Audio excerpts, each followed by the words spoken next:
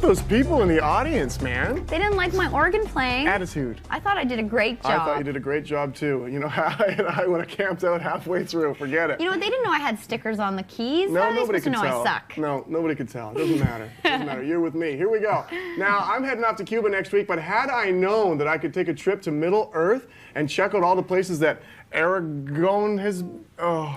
Aragon has You were a been, fan. then I would have canceled my trip in a second. Our friend Jason Stratford is here today to talk about a trip that you can do this year to take a trip to Middle Earth. How about that? Jason. Welcome, Jason. How are you? How you doing? Very good. Now, this is a great idea, especially for us Lord of the Rings geeks. You can't tell by the trivia. I didn't do very well, but I do love the films, as I know a lot of other people do. What can people expect to see on this trip? Will Frodo be running around, and what's going on? He does a bit part. Yeah, he does a very small part. No, you won't. I don't think you'll see any of the main characters in the movie, no. But you definitely see all the locations, all the scenery, all the sets. Most of the sets have come down, actually. But the scenery is the focus of the movie. So, you know, that's still there. So you can visit all of that and almost feel like you're still in the movie yourself. It's a great idea. I would not want to go anywhere near Mordor. That's a scary place. No, well, all of that was actual CG. So yeah, I'm just bugging you, Jason. They threw that in there. Come on, buddy. No, so where does this idea come from? Are you just a mega fan, and then you've obviously got all the experience in the world traveling and that kind of thing? How did you put this together? Yeah, well, basically, I just thought that this would be a good way to go. A good idea is to have a look at locations that you see in movies. I'm a travel agent as part of the travel group, and we have a South Pacific division, which I head up. And basically what I thought was, let's do something topical, which of course is The Lord of the Rings, the third movie. And I also thought, well, what about all those people that actually want to go and, what are they going to do after the third movie? Is their life going to end? They can actually go and visit the movie and continue on. Well, there's a lot of people out there that live by these movies. Oh yeah, That's amazing. Tolkien well, those books are like a Bible to a lot of people. Exactly, absolutely. So, I mean, I'm a little bit the same way. The third movie ends, and it's like, well, what do I look forward to now? Well, you can actually go down and be part of the adventure yourself. Now, Jason, this is a sort of a self-guided tour. This is something you can go do on your own. Can you tell us about that? That's right. There's two ways you can actually do it. You could either get an escorted tour. There is a company down there that just goes through to all the locations. It's like a 2-week tour. Or you can do your own self-guided thing with this little booklet that I have. It's a locations guidebook. It's got directions and tells you to turn left at a particular point and jump the fence and say hello to the sheep. And then you Hold actually on, Jason, is this a legit thing? Yeah, it's a If I'm legit jumping thing, a yeah. fence. No, it does. It actually says, you know, jump the fence, turn left, head in the northwesterly direction, and you'll see the location. And run from the man with the pitchfork. That's right. No, but it's actually a lot of fun because that's what I did. Is I actually did this myself as well in July, and I went for a week. Which I don't recommend going for a week. I did the thing that you shouldn't do, and that's try to see too much in a week. Yeah. And I took the book, and I got in the car. I had the soundtrack playing in the background.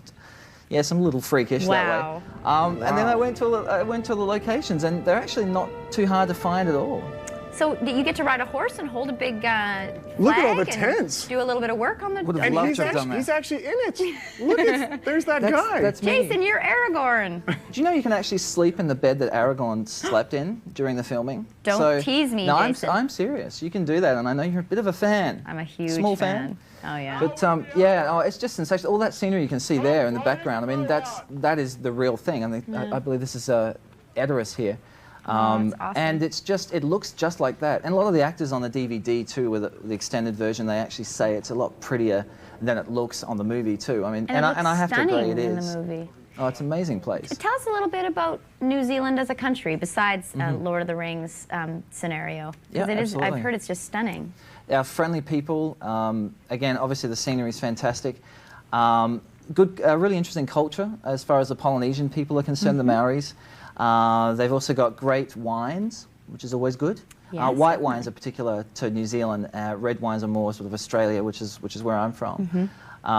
It's just a sensational place. There's so much diversity. I mean, one part of the country, the North Island, is it looks a lot like England. You got your rolling hills, and that's sort of where Hobbiton was filmed, because they had the look that they were looking for. And then you go to another completely different location in the South Island. It looks totally like a different country again. What does Lord of the Rings, making the Lord of the Rings, mean to New Zealanders? How much pride does the country take in this? Oh, they are going crazy with this. They just love it. It means so much to them, as far as they've even painted the planes now. Air New Zealand are the airline to Middle Earth, and they actually have scenes from the movies on their planes. So, like the livery is actually a Lord of the Rings scene on the side of the plane. The stamps now in New Zealand, the actors said that they were actually immortalised now because they're on the stamps. So they've been sending Christmas cards home from New Zealand when they're in New Zealand, so that they're on a stamp.